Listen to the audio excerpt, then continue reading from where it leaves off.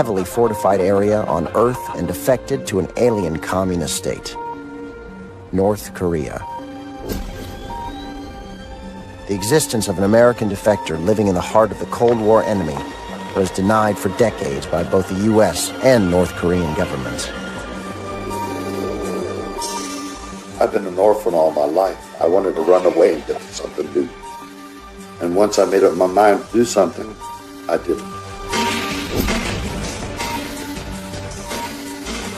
A coveted star of the propaganda machine, this man has ingratiated himself in a system that perpetuates hatred of the U.S. and subordinates the individual to the state and the leader.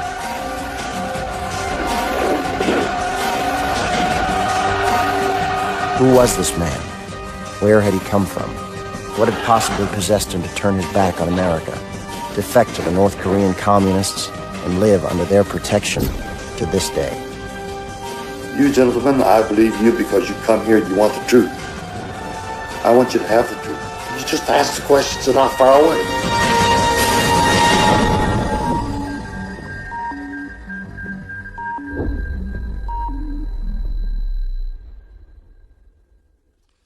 I'm going to start a cigarette. Yes, thank you.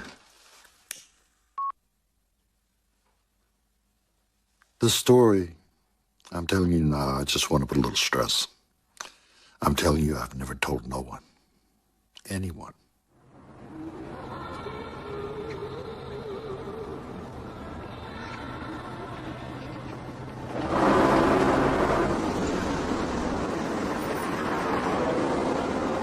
I have never regretted coming to the Democratic People's Republic of Korea. I feel at home. I really feel at home.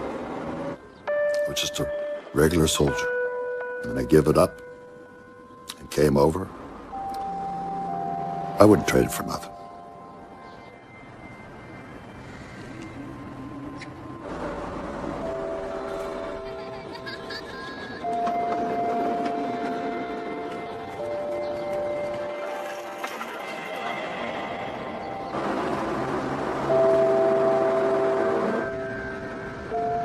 I think you know the Workers' Party mark. The hammer represents the worker, the brush represents the intellectual, and the sickle represents the farmer.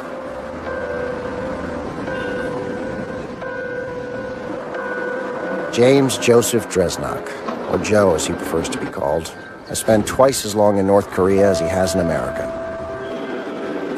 Korean is the language he uses most in his daily life.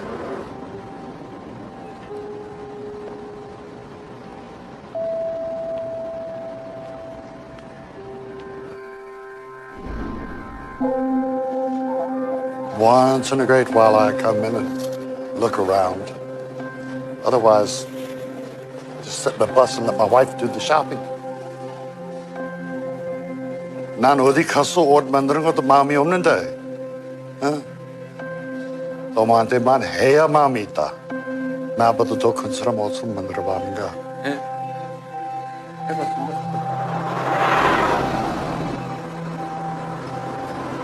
It has a great meaning. For the people, of the people, and by the people. Everything would be built and done in the city under the teachings of the great leader.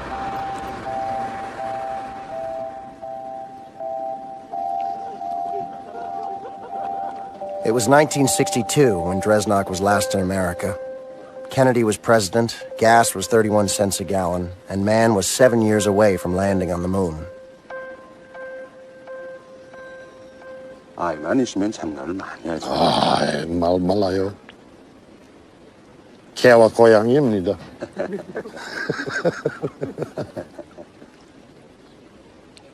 아들은 어느 학교에 다닙니까? 외국어 대학.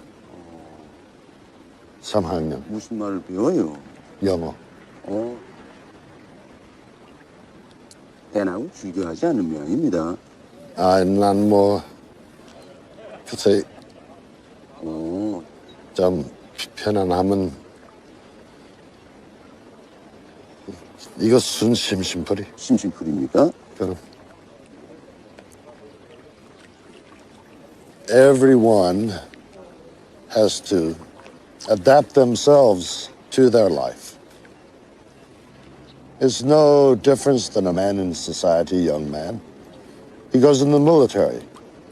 But in the military, you don't have no freedom. You're on duty 24 hours a day, and you have to adapt yourself to the organizational life. So it's the same with leaving one country and going to another country. One has to adapt himself. At first, you might find it rather difficult, but as a little times pass, it's not so hard a thing to do.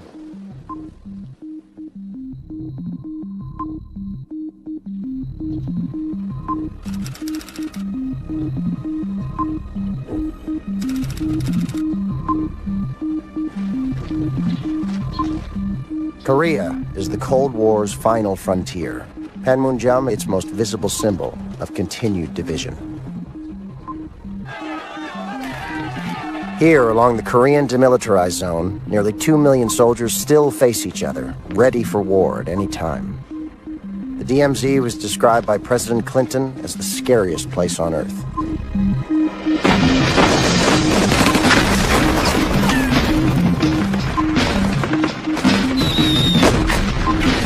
In 1950, Korea experienced at firsthand the brutal realities of the Cold War, a clash of ideologies that would devastate the peninsula and divide it to this day.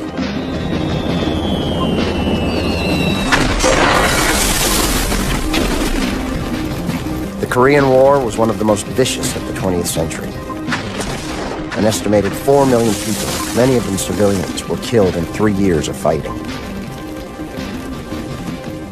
The U.S. led the support for the South, whilst the North was backed by the Red Alliance of the Soviet Union and newly communist China. Hostilities ended with Korea still split along the 38th parallel, but a peace treaty has never been signed. The Korean War became known in the West as the Forgotten War. In North Korea, it is the victorious Fatherland Liberation War. The war left an indelible stain on the psyche of both sides. In North Korea, the indiscriminate bombing and tales of atrocities by the U.S. were seen as examples of the aggressive and criminal nature of U.S. imperialism. In the West, counter-stories of atrocities on civilians and mistreatment of prisoners of war was proof of the evils of communism. The gruesome experience of Korea confirmed to many in the U.S. that the spread of communism was to be prevented at all costs.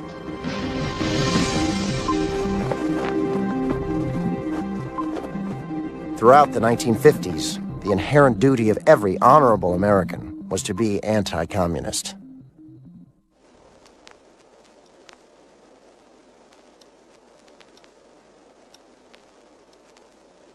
This is Side Views on the News, stories of the unusual and the commonplace.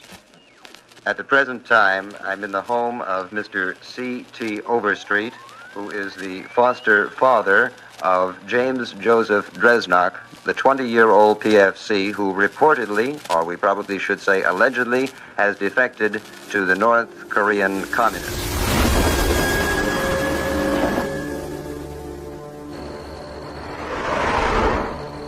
What can you say after 43 years?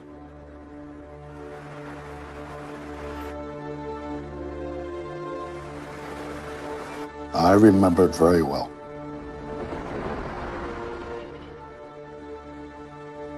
What kind of a boy was he growing up? He was a normal boy, average boy. Sometimes he was mischievous, but you could always find a tear of repentance in his eye. I was the son of a worker's family. My father was a worker, my mother was a housewife, and they fought like cats and dogs. She wanted to be free, so we left. She stayed in the bars and on the streets day and night. We slept, eat, and drank everything in the backseat of the car. They found her in Atlanta, Georgia. We returned back to Richmond. My father had to find a wife to take care of 2 children, so he sent my brother to where my grandfather lived. He went there and I went to my aunt's house. They didn't really want me, So I kept running away. I wanted to go home. They told my aunt, there's no need for you to take care of him anymore. You will take him home this Sunday. I walked in the house. This new wife hollered, oh, you ain't have but one son.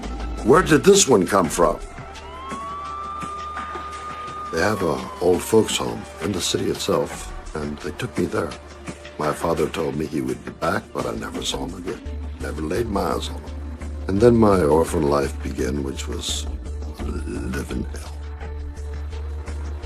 I learned one thing: wherever I went, it was still the same. I wanted to run away. I wanted to go far.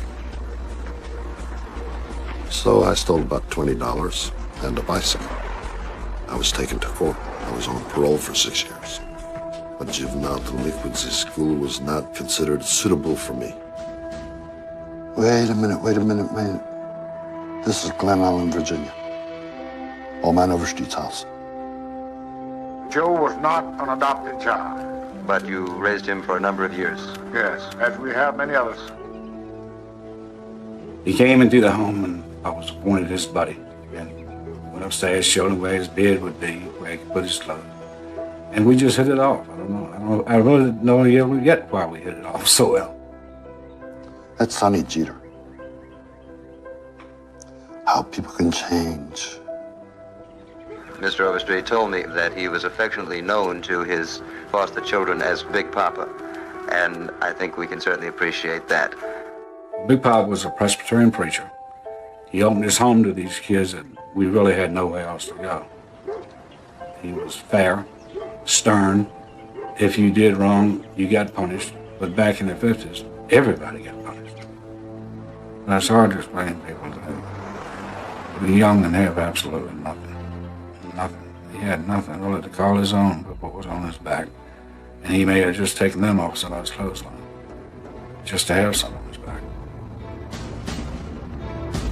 Joe has been carefully raised to be a full-fledged American. He was bitter against communism, and that as long as he lived, he wanted to fight communism.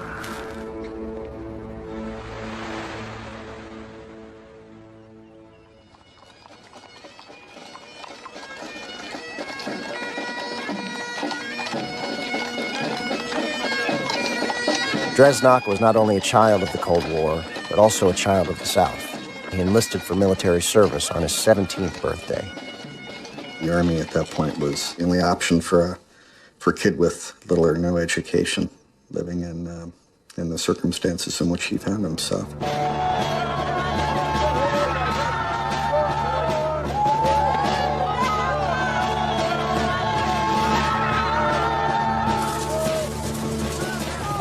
The military in general is a place in which an awful lot of kids in Dresnok's situation have found their salvation, have found their way. It provides a father figure for kids who lack that. I thought I'd be a freer man, but really, you're not. It's tighter. I said, Joe, it's going to get straightened out now. At least in the military, he could get some training, some education. I thought he was really on the way. I think he did too.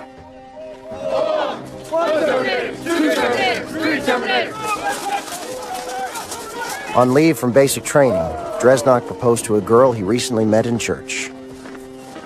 Marriage would help erase the memories of his childhood abandonment. Getting married, good idea. So I went out to the home. He got married in the living room. Big Pop married him. Joe in his Army uniform, Big Pop the master of ceremony. Yes, that's where I married Kathleen Marie Ringwood. I thought it was the marriage. Okay, Joe's got that mate. He's got what he needs. I sure wish it had been.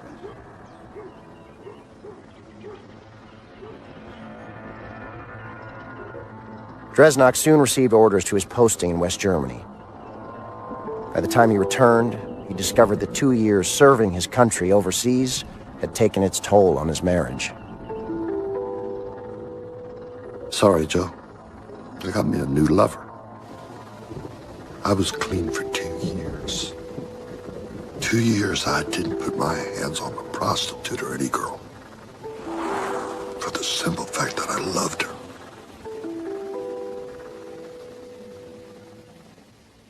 She ran off. I think she took his heart with her.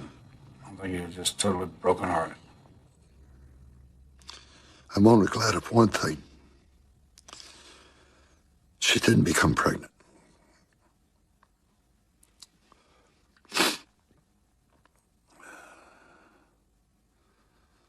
Why, I swore in my life I'd never leave my children.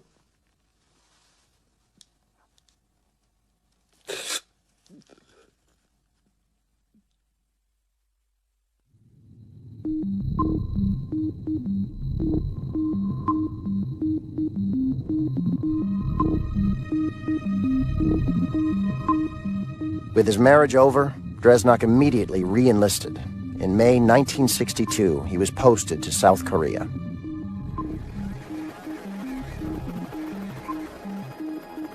The time I left Richmond, I was fed up. I didn't want nothing. If I died or lived, I didn't care. The Korean War, still fresh in everyone's memories, had to all intents and purposes never ended. The armistice had established the demilitarized zone, the DMZ, a 2.5-mile deep buffer filled with landmines that ran the 150-mile width of Korea, cutting off north from south. But the peace remained fragile, and mutual hatred continued to exist along the 38th parallel. It seemed inevitable that sooner or later one side would invade and enforce its system and ideology on the other.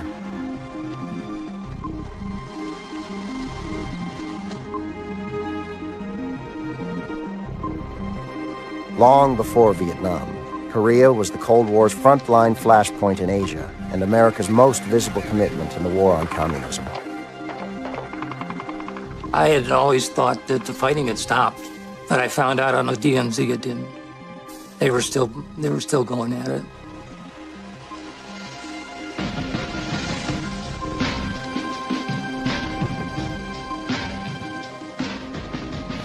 The DMZ was a war zone. I mean, there were regular incursions across that line by the North Koreans, and people were getting killed. At the time that Dresnok was there, the hazards to someone walking the line were very real. We were being attacked at night by North Koreans, throw hand grenades at us and so forth. The forage in the DMZ made it very difficult because the bad guys would come within grenade range. You never know they were there until the grenade went off. This was what it was, engineer tape, a little wider. That said, okay, you're on this side, you're on the south, you're on that side, you're on the north. And that's all we had. And that's how you walked your patrols.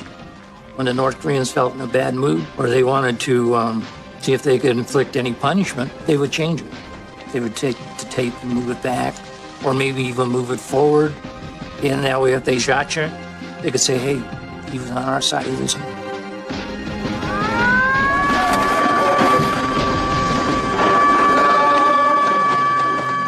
He lived, slept, ate, and trained and everything in the DMZ himself.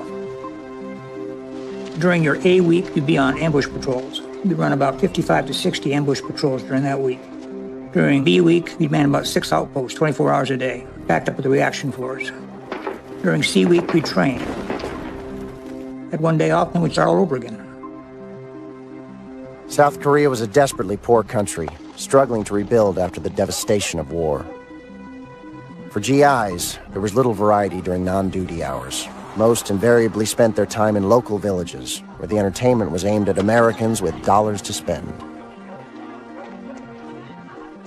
They all had a girlfriend down in the Ville, and these little ladies of the night would entertain them at any time. So their big thing was get off duty and get down to the village. You're gonna live good, you gotta live it up. And that's where all my money went. After being divorced, I tried to make up every minute and every second that I didn't spend with my wife.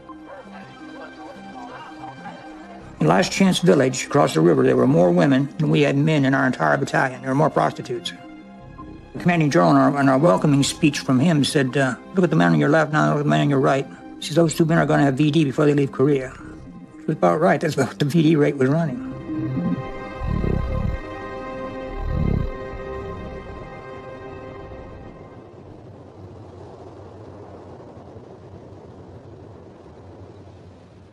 I'd been serving on the stakeout posts for 2 weeks without any rest. And they decided to let us go to the village and have some fun. According to the company commander, it was only the stakeout NCO to go on pass. Dresnok needed to talk to me. He was in love with the young woman down in the Ville. There was one girl, very nice, good looking. And just the average relations. I said, well, whatever it is, Dresnok, you can't go. I'm not going to replace you. You've got these guys depending on you. Well, he gave me the hard lip. He's an officer. I just went down and made my own slip again, signed my post sergeant's signature, forgery, and I went on pass. The next morning, about 7, the first sergeant came in and said, Dresnok was in the village last night. So I said, have Dresnok in my office at 8 o'clock. Dresnok comes in and, you know, he was a nice-looking big guy and he had a boyish grin. He looks at me and he says, you know, sir, you can't do anything to me. I said, pardon me? He said, no, you can't touch me. He said, I had a pass. I said, Dresnok, be back here at 3 o'clock. We're going to read the charge sheets, and I fully intended to court-martial him. Hey, there's the orphan, the poor boy. You ain't shit. What am I? Am I a slave? To hell with this. I was fed up with my childhood, my marriage, my military life. Everything, I was finished.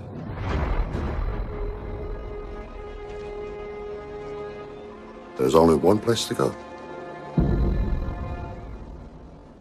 On August 15th at noon, in broad daylight, when everybody was eating lunch, I hit the road.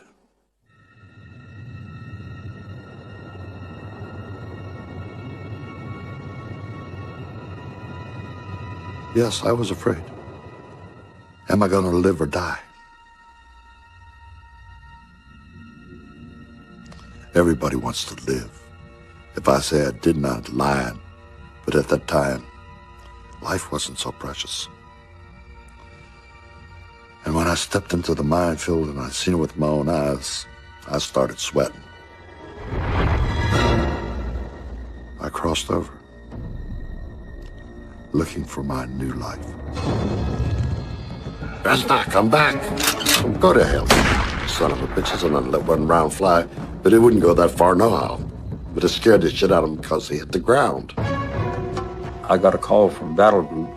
They said, there's a big guy in fatigue uniforms. He was carrying a shotgun, and he was going along, and he'd pick this up and he'd fire.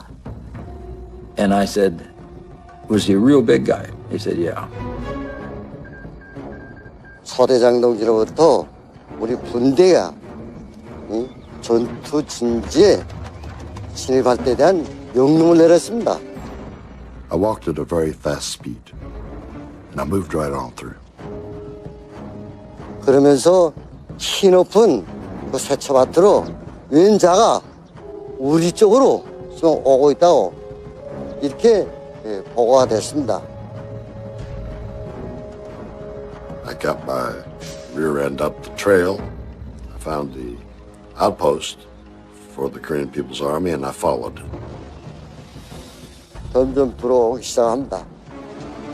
그래서 그때 분대장 동지가 앞으로 그때는 썰같이 나가서 이제 나가보니까 아이 즉 허여하니까 이거 보니까 뜻밖에도 미국놈이었습니다. I was worried. Why? Maybe someone would be trigger happy. 길에서 그지 경찰을 뛰는 보고 정말 나더지하고 그런 생각이 왜 벼 같은데 나하고 미국 놈들한테 부모를 다 잃은 그런 사람이기 때문에 그제 죽이려고 이제 칠 것인가 이게 어떻게 할 것인가. 근데 우리 분대장도 그냥 자제하라. 어쨌든 체포했으니까. 그래서 그런 감정을 좀 누르고 있었습니다. Blindfolded me right then, tied me right then, and up the hill we went. Well, I figured at some time he was going to come back and he was going to claim that he was hunting and got on the wrong side of the tape and they captured him. So I thought, if he comes back with that lame excuse, I'm going to hang him. I'm going to court-martial that guy when he comes back. Well, how long has that been now? 43 years?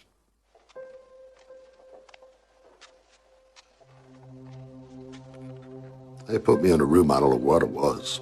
Couldn't see. I was there for one day, then I come to Pena. Of course, on the guard. At that stage, I was a POW. I went into interrogation immediately. I hadn't been in South Korea long enough to know that much. The only thing I could tell them, which they already knew, was the position of the company or administration or personnel. I could tell them that. Atomic weapons and where, I know they're there, but where they're at, I didn't know. The interrogation went for quite a while. Then they realized, no, it's true. He wasn't there long enough to know it.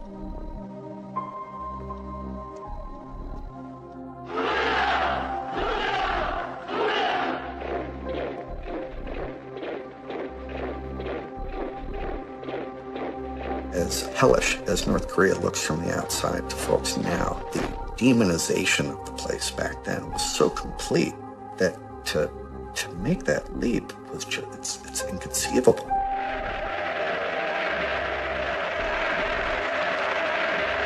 North Korea was viewed by the U.S. as a puppet of the Soviet Union. The country was led by a revolutionary who was committed to reunifying Korea, by force if necessary. Here he was known and revered as Comrade Kim Il-sung, the great leader. His presence was everywhere. Kim Il-sung declared that the U.S. was the illegal occupier of South Korea and the sworn enemy of the Korean people. Dresnok was isolated and in the hands of a people unswerving in their hatred of the U.S. He was surrounded by anti-American imagery. Nothing here resembled the life he had left behind.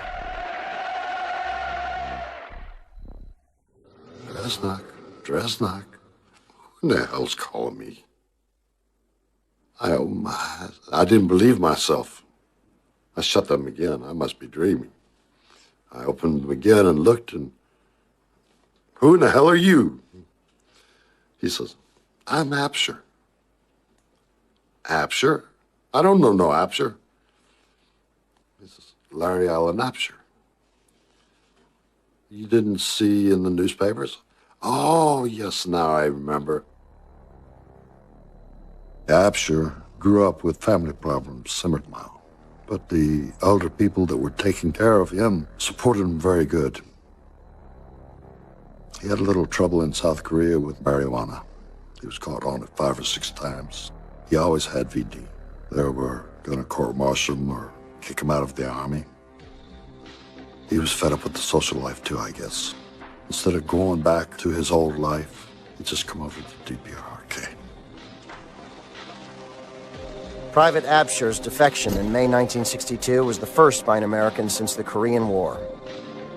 3 months later, he was joined by Private First Class Dresnok.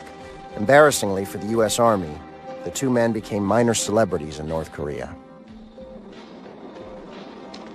But even worse was to follow in December 1963, when Specialist 4 Jerry Wayne Parrish from Henderson, Kentucky, simply disappeared from a routine border patrol. Parrish, he had family problems too. He had a stepfather which was an alcoholic. He always beat the mother and the children. And the stepfather thought he was having sexual relation with his stepsister, which was, he said, a lie. And he told me if I ever come home, he'd kill him. I figure he got the information on Absher and myself crossing over. And he said, well, if they're happy, I guess he could be happy too. 3 GIs had now defected to the communists in 18 months.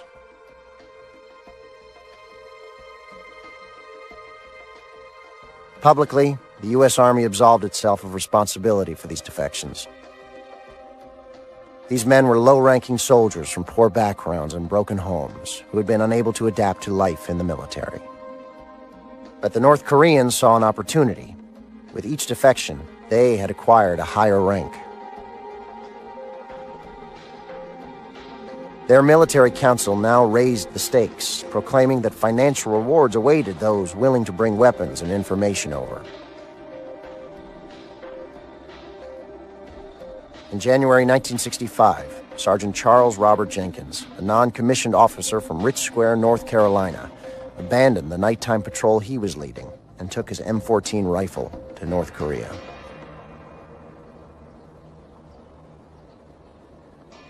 The North Koreans could never have imagined that 4 soldiers of the hated imperialist enemy would voluntarily and separately cross to their side in such a short period of time.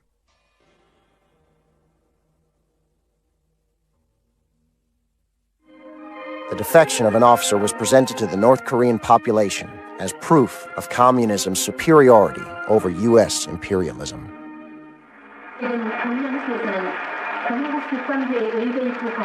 전 남부생 특급 병사 이수원과 남부생 교전 미군 하사관 젠킨스를 환영하는 모임을 가졌습니다. 의사용 수행을 높이 평가하여 상금을 수령했습니다. 또한 젠킨스는 조선이 분열된 것은 바로 미군의 남부선 상점이 있다고 말하고 미지 침략적 투행을 폭로했습니다. When I seen Jenkins in the newspaper the first time, I said, now why does an old sergeant like him come to North Korea? He looked like our grandfather. His wrinkles were deep from the time he was young. And come to find out, he wasn't but a year older than myself. By deserting the army, all 4 men had, whether they intended to or not, signed up to the communist cause. Their decision to defect may have been taken spontaneously, but the act was irreversible.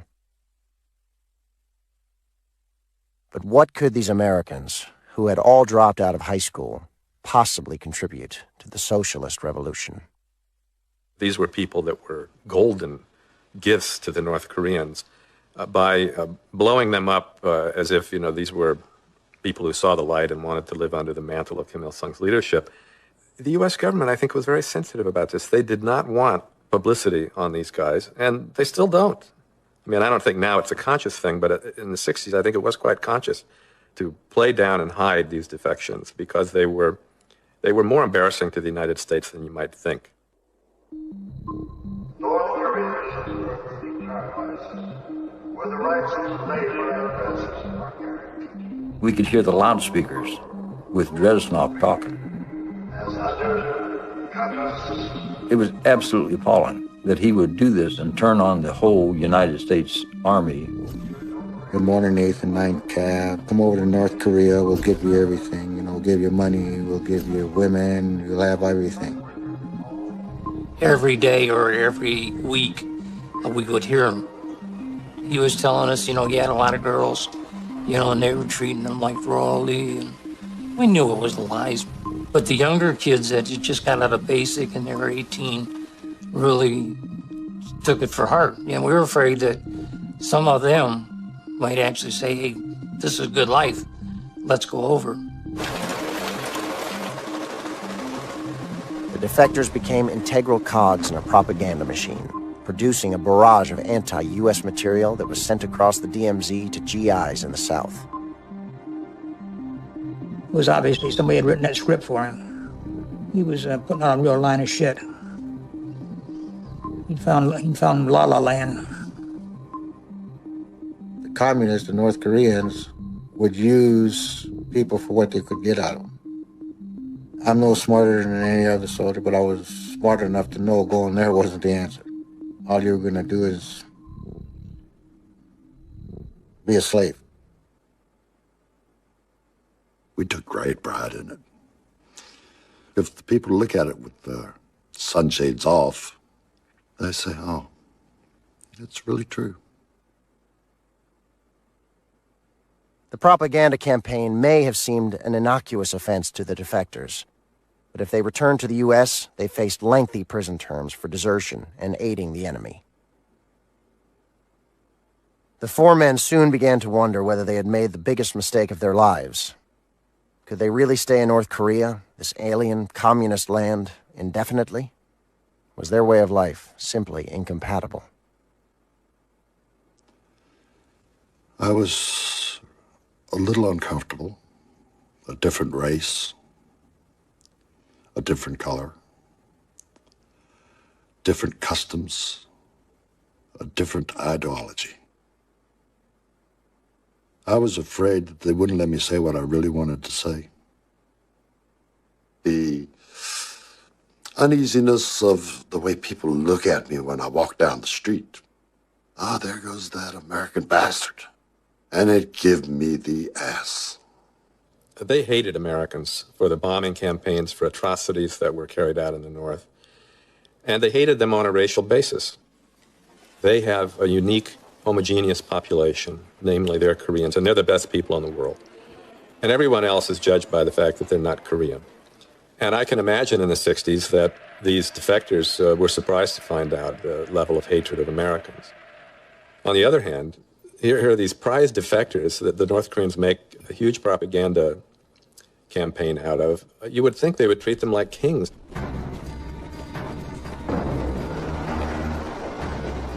I didn't want to stay.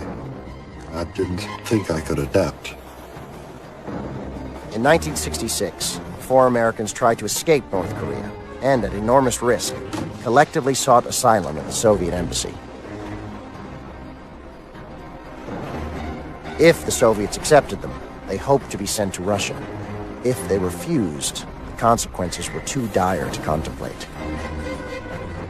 We thought, because they were white people too, they would accept. The Russians didn't treat us good. What the hell you come here for? And they tried to persuade us to stay in North Korea.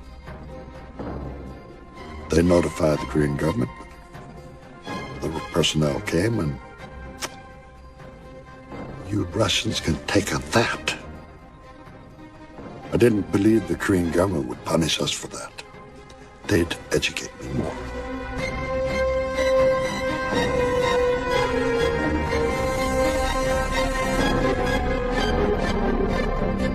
The great leader, Comrade Kim Il-sung, said, "We will take them along with us to communism." They might be a different race, they might be a different color, but God damn it, I'm gonna sit down and I'm gonna learn their way of life.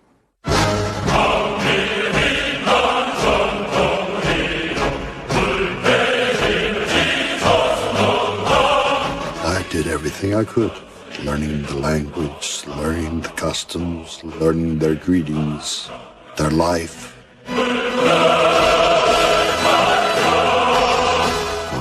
I gotta think like this, I gotta act like this.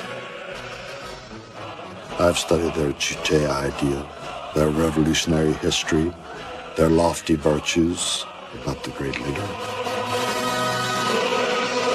I studied most of the Workers' Party's policies. Regular studies the same as a Korean.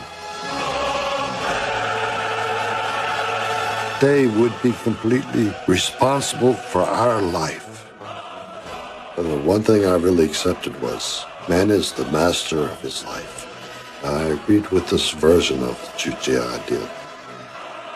This was rather touching. Little by little, I began to understand the Korean people.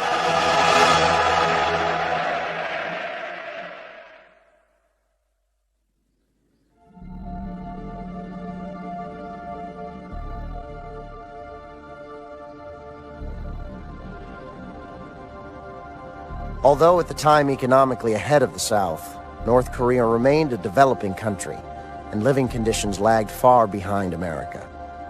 All involvement in propaganda was suspended following the incident at the Soviet embassy.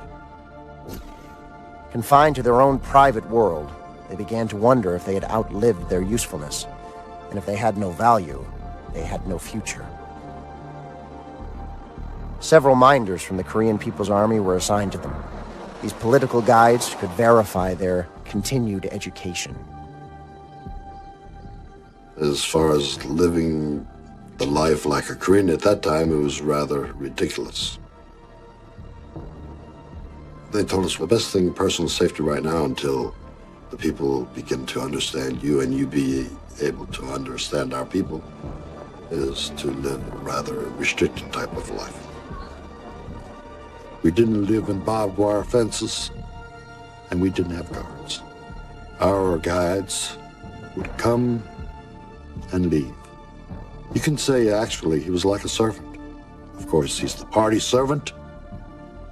He always tells us, anything you feel you need or you want to do, just let me know, and he'll arrange it. The first years, we didn't do nothing. The standard was fishing and drinking parties, and we passed time. We read some books, novels, the works of the great leader. We go out in the river and take our swims, lay in the sun and smoke our cigarettes. We always talk about home. It's funny, everyone leaves home, the first thing they sit down and talk about is home. When we go out, we're gentlemen. Dress like a gentleman, act like a gentleman. There were no joking or laughing. We kept our mouths shut.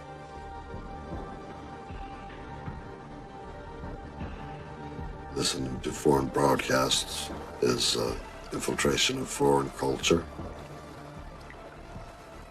I might ask one of the guides what's going on in the outside world. If he wanted to tell me, he would tell me. If he didn't, then it didn't disturb me, not at all. The world they had left behind was changing beyond recognition. But the Americans were cut off, with little to do but study the works of Kim Il-sung and government policy. From this isolation emerged the inherent flaws in their friendship. Everyone got along good until in 1965, when Jenkins come over, everything went to his clique.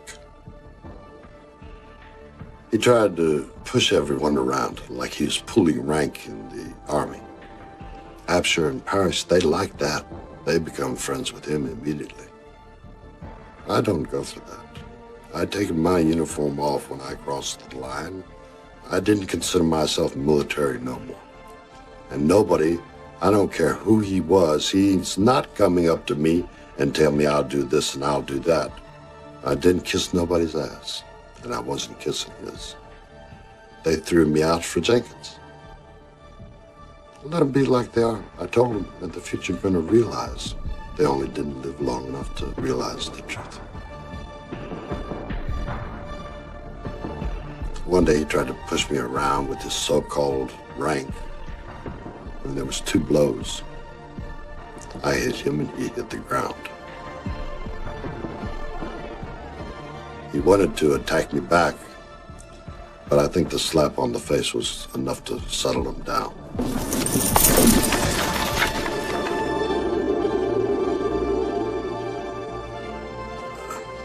I'd rather not make any more statements on Jenkins. The more I think about him, the more I get the ass.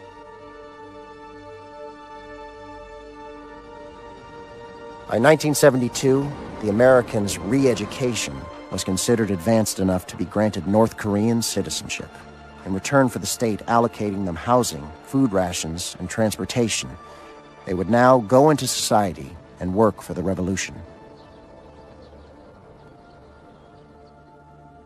Their biggest contribution came in 1978, with their starring roles in a propaganda film epic set in the Korean War, which would transform their standing in North Korea from hated Americans to national heroes.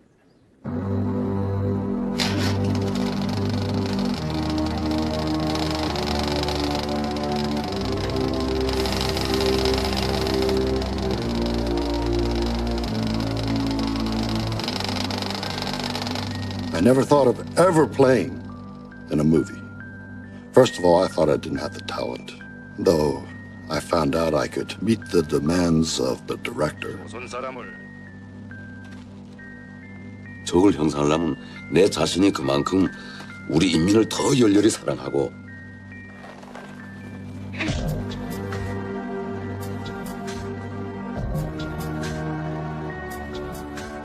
저 자신이 그 애국심에 불타야 자기 적을 훌륭히 형성할 수 있다는 거죠. 이건 우리 경리하는 장군님께서 일찍이 우리 영화 예술론에서 저희들에게 가르쳐 주신 그런 말씀입니다. 저주가 있으라 아메리카요.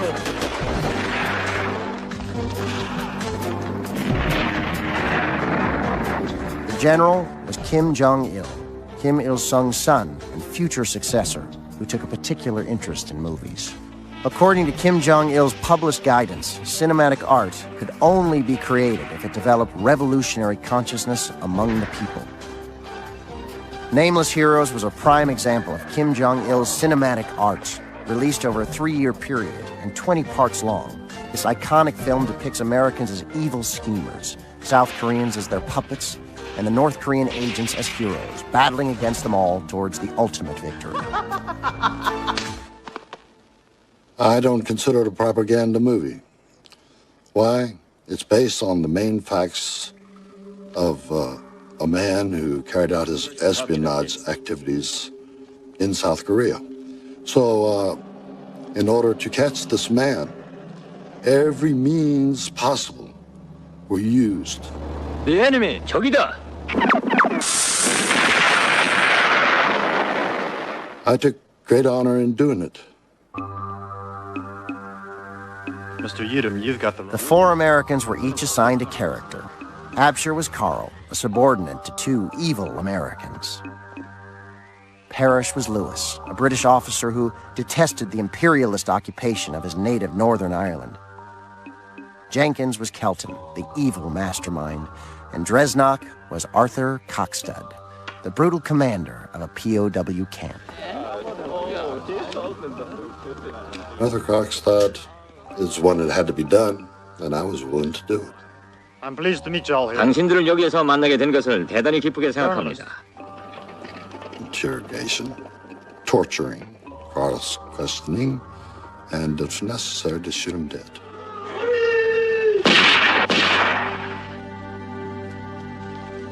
Yelene! Luis! Parrish and myself were the best 2.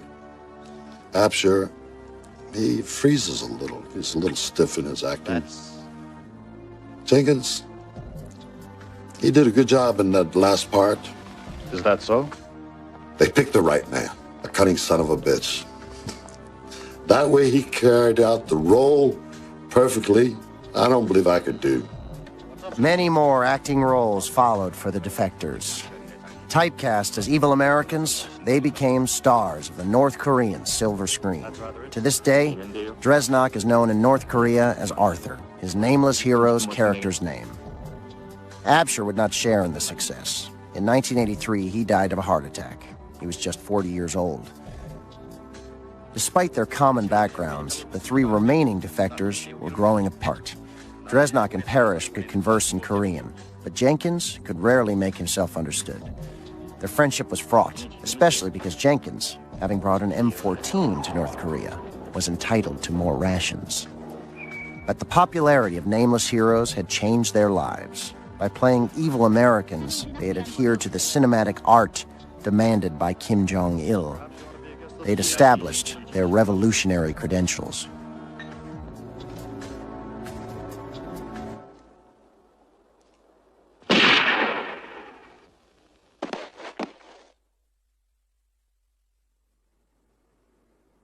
The hardest part is so much wonder. Always wondering. Where are you, Joe?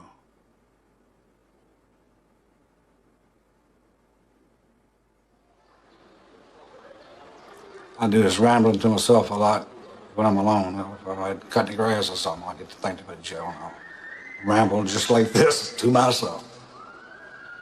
Still wondering why. I think I know why, but just until he tells me, I'll never know why. a geologist. I miss it all when she could come and talk to her. I really do. Happy birthday to you. Happy birthday, dear Tony. Happy birthday to you. Ooh, Tony.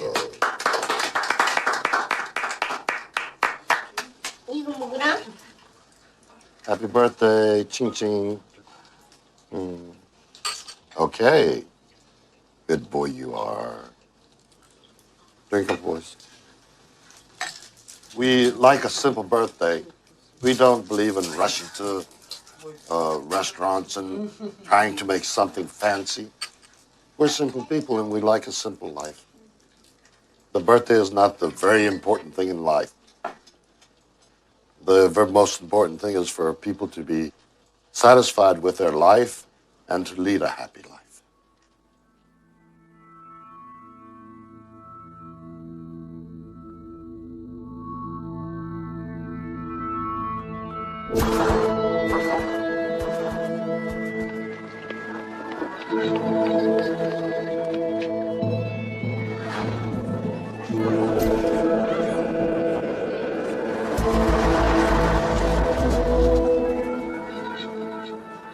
I've taught in a foreign language college in 1986.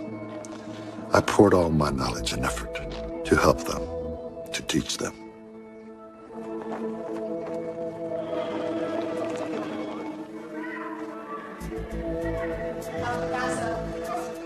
Some other places in the educational fields, they invite me to give a lecture once in a while. I'm not very educated, so I gave mainly conversation and hearing lectures. 우리의 바른 과학과 기술과 함께 더 많은 원천으로 찾아내야 한다. We must find out more research with science and technology.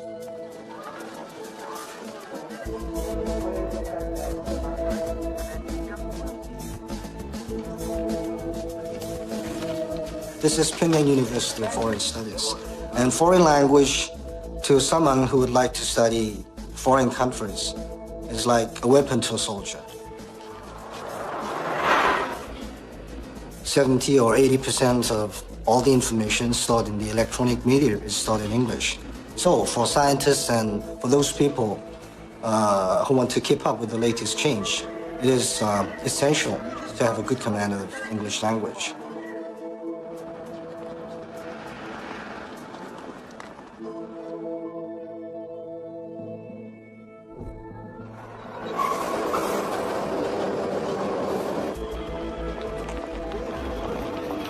In America, none of the defectors had graduated high school. In North Korea, their children were enrolled in Pyongyang's elite foreign language college.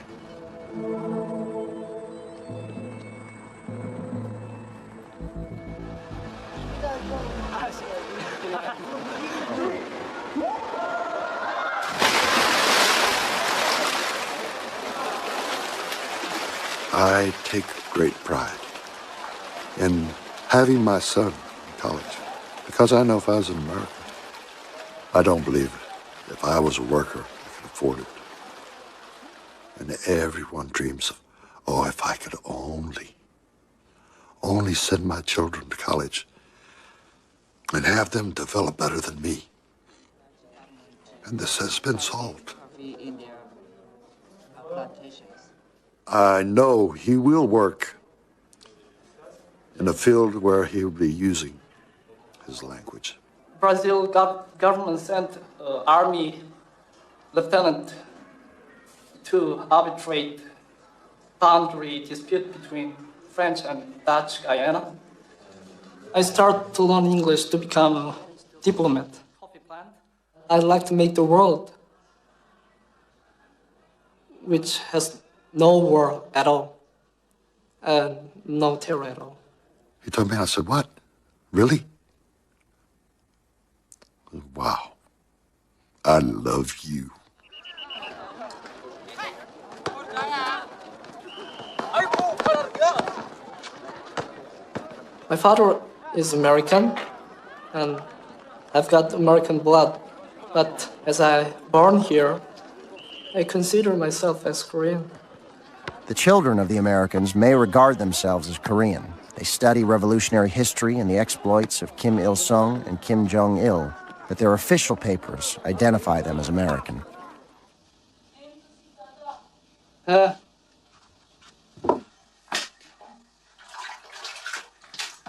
In the 1990s, North Korea experienced severe food shortages and a famine in which hundreds of thousands, possibly millions, died from starvation.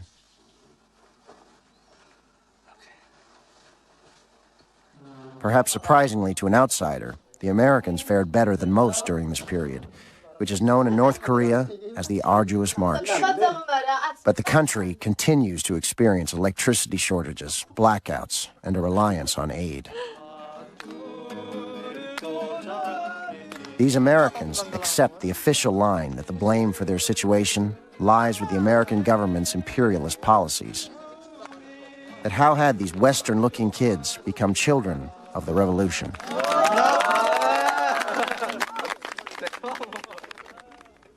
You know, Jenkins was married to a Japanese. Parrish is married to a Lebanese. Abshir was married to a Korean.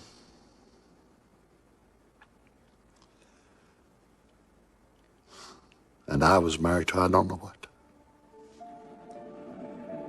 I thought I was the happiest man in the world when I met her. I walked into the foreigner section of the Ongyu restaurant. This brunette was sitting at the table. I went completely crazy.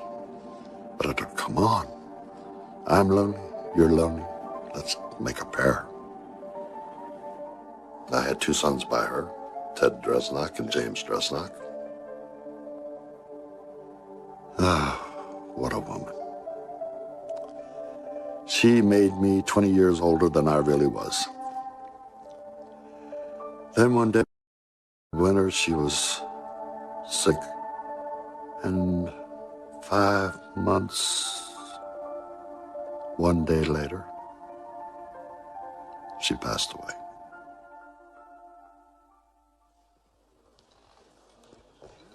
Dresnok's current wife was born out of a relationship between a Korean and a Togolese diplomat, who promptly returned to Africa. I didn't have any idea for another marriage. I figured that the children were big enough I could raise them, but it's not that easy. But one day I just happened to pop up in the Ongyu restaurant, and it was a little difficult. She's not a very talkative woman. 나를 만났을 때 어떻게 생각하는가?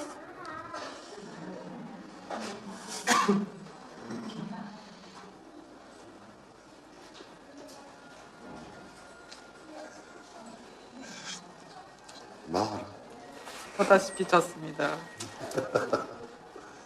As you can see, it's very good. And you see, we had a beautiful little son, and we get along very good. What? No, 벌써 이제 시작인데.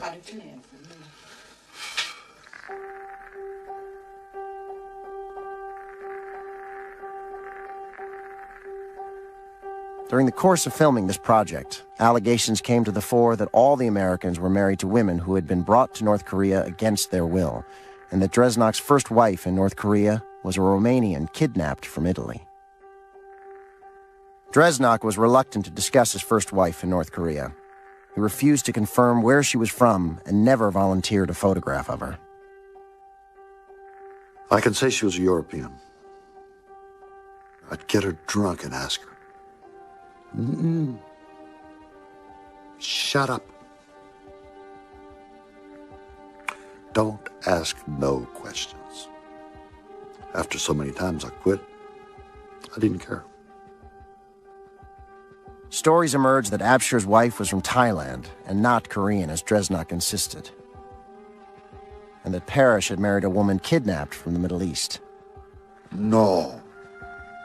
His wife was living in Lebanon, huh? She come here on a tour, and then they met. But he got too tight and made her pregnant. So they got married. And she was pregnant the first time she went home. Her grandfather went crazy, and her mother said, well, if you're pregnant, go on back to the man. However implausible her story seems to a Westerner, Parrish's wife maintains that she initially came to North Korea from Lebanon as a tourist. I don't see why it was so strange. Because I believe that people, the world think I'm a kidnapped girl. I'm not. My family and my government, they all know I'm in Korea. I'm not secret in Korea. And I'm free in Korea. I come here on my own. I wasn't forced. I wasn't kidnapped. I did all on my own. And my thinkings, my desire. Parrish's wife still lives in Pyongyang. All three of their sons have attended the Foreign Language University. The eldest has served in the Korean People's Army. Parrish's children had never seen photographs of their father as a young boy. They had no concept of the country where he had grown up. Having suffered kidney disease for 20 years, Parrish died in 1998. He was 54 years old. After Parrish died, Jenkins and I was a little closer. Not that I really appreciated him, but we were the only two Americans left here, and we were living next door to each other. And yes, to tell the truth, I visited his house to listen to his stories, which I have heard so many times. And I let the fool talk. In 1980, Jenkins was asked to teach English to a Japanese woman. 6 weeks later, they were married. She was 21, he was 40. Unlike Jenkins, she had not voluntarily come to North Korea. Jenkins' wife? Yes, I knew. When she had complete faith in us, she told us, you know, you just don't go around and broadcast, I was kidnapped from Japan. And now I hear the whole world knows it. It's true, she was kidnapped from Japan, put in a bag, put in a small motorboat. The motorboat went out to another boat, and she was carried from there to TBR.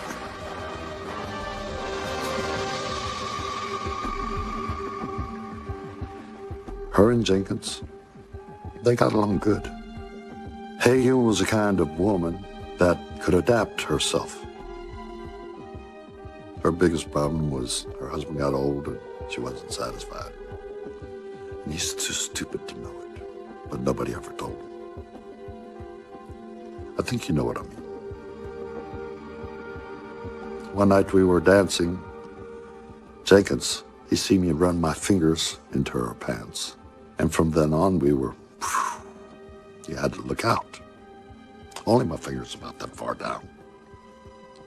Till that time, she'd come to our house and visit, and we'd talk, and we'd drink coffee, and play cards, listen to music, drink wine. But after that, no. 24 years after her abduction, Jenkins' wife was allowed to return to Japan. She refused to go back to North Korea. It transpired that she had been kidnapped in a bizarre plot to have North Korean spies trained in Japanese language and customs. As a deserter from the U.S. Army, Jenkins faced extradition and prosecution if he ever set foot in Japan. He remained in Pyongyang with their daughters. He only had one thing in his mind. I've got to get there. How am I going to get there? The family separation became a major political issue in Japan. During this time, Dresnok introduced Jenkins to our film crew. This is my friend, Charles Robert Jenkins. I've known him for a very long time. This is my friend, James Joseph Dresnok, and I've known him for 39 years. This was Jenkins' first contact with Westerners since his defection in 1965. He had no idea when or even if he would see his wife again. The North Korean authorities considered this initial meeting too sensitive to be filmed, but he was also keen to tell his story. Well, if it don't work out good, I am going to put this in newspapers all over the world. I'm happy the way I am retired. 60 years old, have a big party, hung out and nothing. But what's good, in North Korea, they didn't even cut my money. And they give me more rations. It's true. Really? Privately, the Americans admitted they were not close friends. I don't like him when he's drinking. He gets his mouth running and never stops. He sits there and he dreams up things about the government. At first I say, yay, yay, yay. Not to say I agree with you. He told it to our guide. He said, Dresnok has the same opinion I have. I told him, what? And they believed him because he was so sincere in everything. He tried to shoot us down, make us look low, and build himself up. The old American saying is, sticks and stones may break my bones, but words can never hurt me. The governments of Japan and North Korea finally agreed for the Jenkins family to meet in Indonesia, which had no extradition treaty with the United States. They had been separated for 2 years. He was already told, if he stays in Korea, he stays in Korea. If he goes to Japan, he goes to Japan. The Korean government doesn't care. When he went to Indonesia, he promised the Korean government that he was going to return. Got there, stayed with her a few days, and he's going to Japan. Upon his arrival in Tokyo, Jenkins was immediately hospitalized, and Japanese public sympathy grew. Japanese Prime Minister Koizumi personally urged President Bush to be lenient on Jenkins. But with U.S. soldiers serving and dying in Iraq and Afghanistan, leniency for a deserter was considered unlikely. Bye-bye, baby. Who cares? Before turning himself in, Jenkins played his final card, an exclusive interview with an American journalist. The motivation for doing an interview was to say, here's what my life was like in North Korea.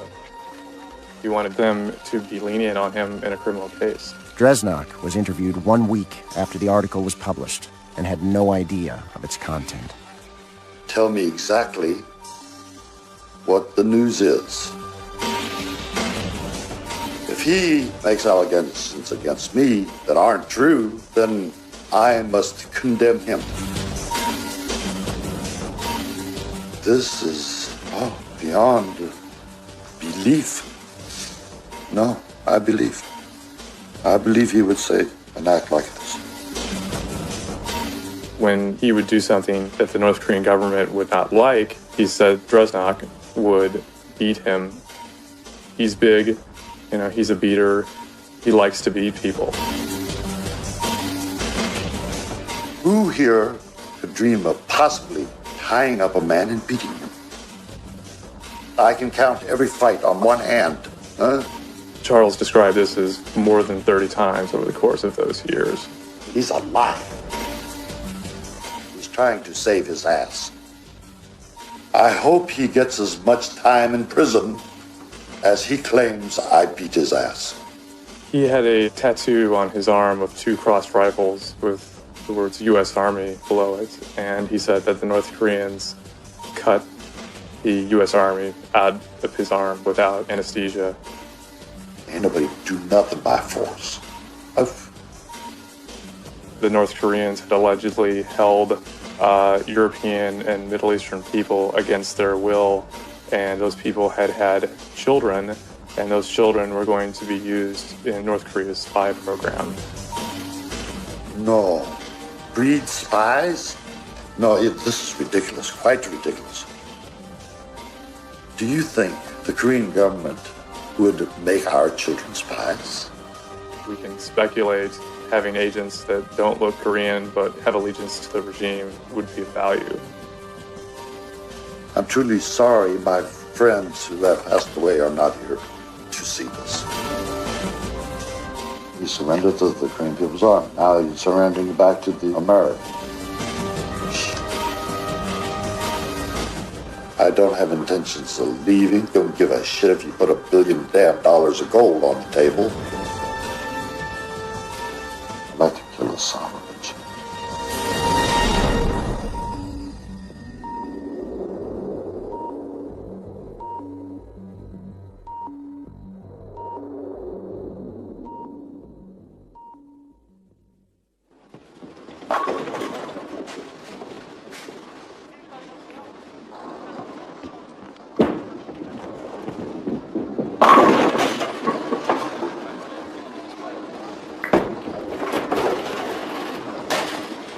The young lady's not so good. I was rather good. Not very good, but rather good. But now, my legs ache so much. The older you get, the more you think about your home place and your childhood. But you see, my childhood wasn't very pleasant. I never went to a movie. I never went bowling. But now I enjoy my weekends and my holidays without no worries whatsoever.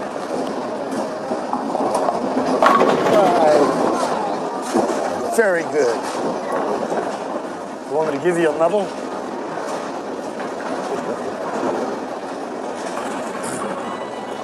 I was sitting here a while ago thinking about Jenkins.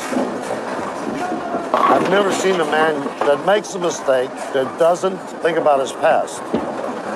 I kind of feel sorry for him, but he could be here with us. Now I think he's behind bars, not enjoying nothing. His future is not so bright, and he'll think about here, no doubt in my mind. I'm sure his children would enjoy it very much today. I feel sorry for them more than anyone. They have no future. Here they had a future. He won't forget us. I'm ready to show the world at any time that it isn't what he says. I think you know Alice in Wonderland. Well, I just wonder if it's not Jenkins in Wonderland. I don't accept his statements whatsoever. If you look at my arm, I have a scar here. I had a naked woman here.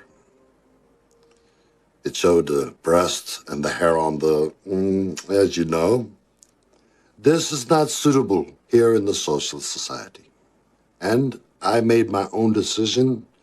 I went to the hospital, I had it cut off. Here I have another American Army tattoo. I had U.S. here too. I run around in the Korean society with U.S. on my arm. No, my conscience didn't prevail this. And I decided. No one decided for me. And no one decided for him. He did it himself. Upon his release from prison, Jenkins joined his wife on the Japanese island from where she had been kidnapped. It was a love story that had captivated the public in Japan. His autobiography was published, but only in Japanese.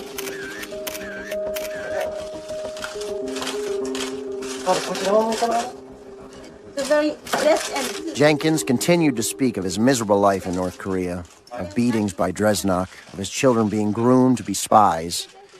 Dresnok's sole source of knowledge of these allegations was through our film crew.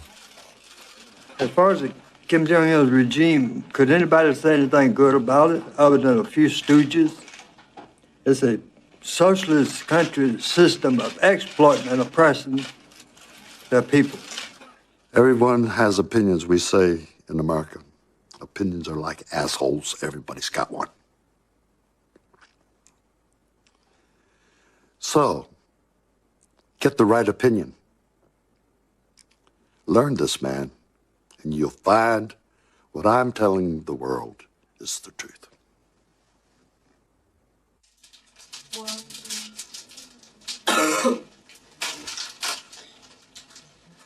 Honey, what's this? What's this? Feel it for me. I go to the doctor when it's necessary. Right now, this doctor is necessary. Cheers up. For your health.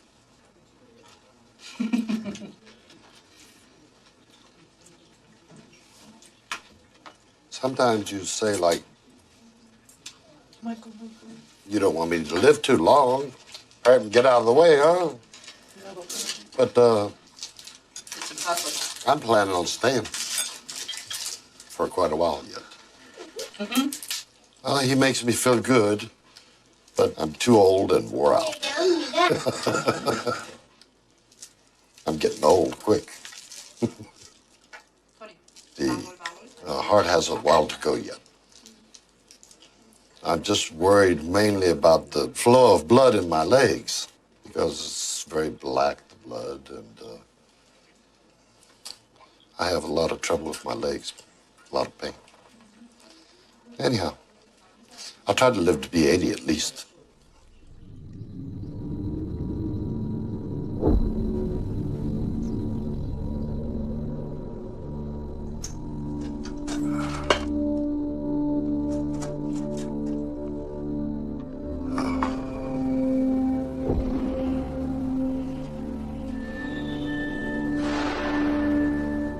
Here he has another wife and a child.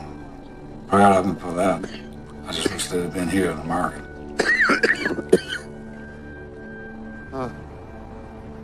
Yeah, I wonder if he's eating good. I wonder if he's healthy. I want to have their health care. He's getting good health care. Please don't film me now. 안녕하십니까. 아이고, 안녕하십니까. 오래간만입니다. 네.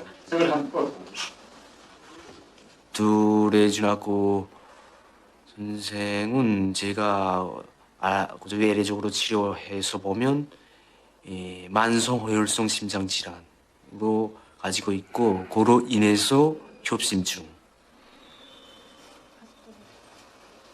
대체로 심장 질환 환자들 보면 이거 생활 습성이 많이 관련된단 말입니다. 그래서 이거 담배나 술. 근데 드레즈나크 선생이 좀 담배를 좀 즐겨한단 말입니다. 근데 우리도 많이 이거 외래적으로 오면 이거 낼슨 대로 담배를 끊으라 많이 이야기는 하는데. 오케이.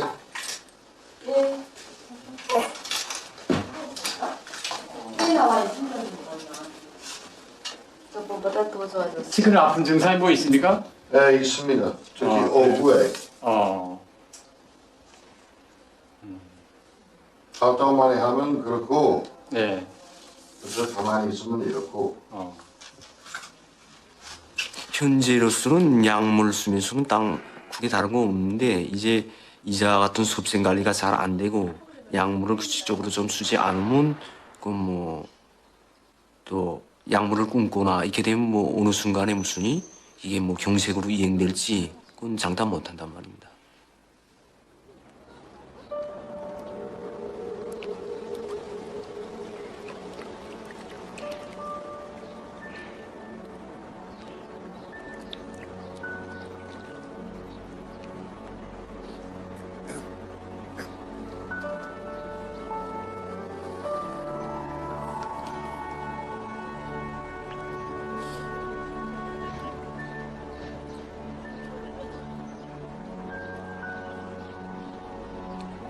I learned fishing first with nets.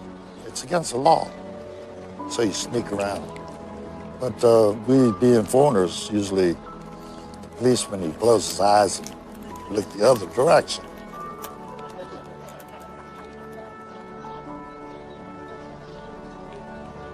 If you're a member of the fishing club, there's no problem, you have a permit.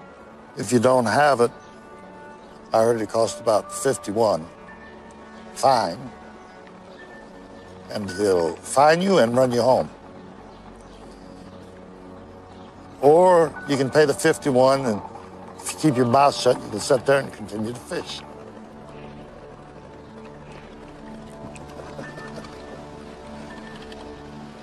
You could say my permit is my face. Had I listened to my teacher and studied, then it would have been a little different, I believe. But here I'm lucky. I always tell my sons that if they're going to study, study. The study is their future. Knowledge is power. And want them to be in good jobs. Not to be a illiterate old man like me.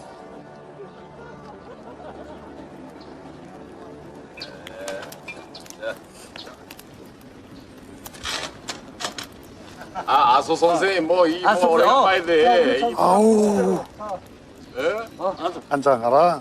한잔 합시다 그 말이야. 탔어. 나 어젯밤에 너무 많이 먹었어. 좋잖아. 야, 뭐 100개짜리 한 뭐 케이지 같은 걸 사가줘야겠다.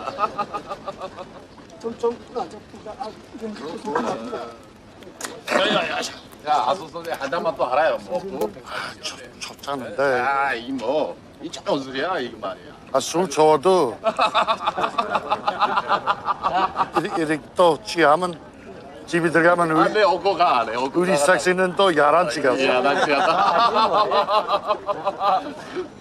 아이고. 제일 좋은 안주.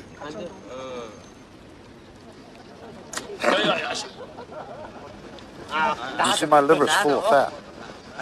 He said that if I die, it's going to be because of my liver. Okay. Not because of my heart. 고소하죠? 이게 바로 조선식이다 말이야. 조선식이라고. 아이들이랑 아줌마를 데려오죠. 난 거기 집에 갈 때 시끄러운 거 싫어합니다. 여산에 올 때 한번 다 같이 내려오라요. 멋있게 한번 놀자. Feel good already. I still remember the Arduous March. Because of the sanctions and blockation of the American government and the Japanese, these thousands, I think, are hundreds of thousands of Korean people died from starvation. Now, I know what you're going to ask me. You're going to ask me, how was my life during that time? And I'm going to tell you the truth. My life has never changed since I've been in DPRK. The Korean people starved to death, but I got my rice rations, 800 grams a day, every day the same. When I eat my rice, I think about the people who died, who starved to death, but yet they fed me. I always thought if I could get over there, I could talk him into coming back. I always thought I could.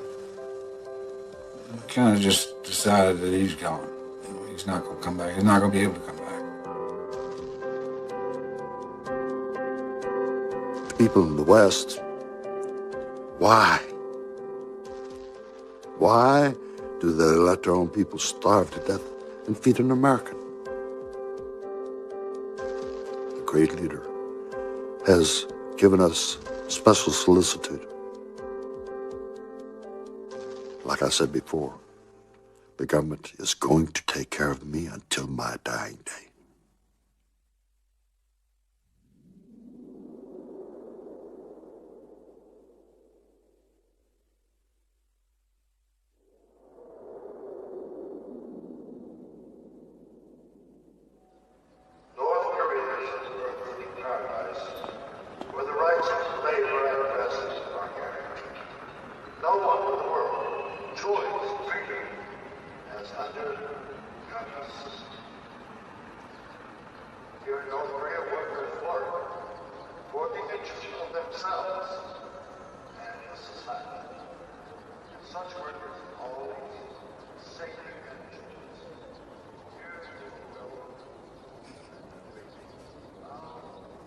The biggest thing, Joe, is just why. Of all the things he did, why did he go to a communist country. Why didn't you just get off, come back when you want to switch planes and just far away? In England or France, well, not France. Keep that.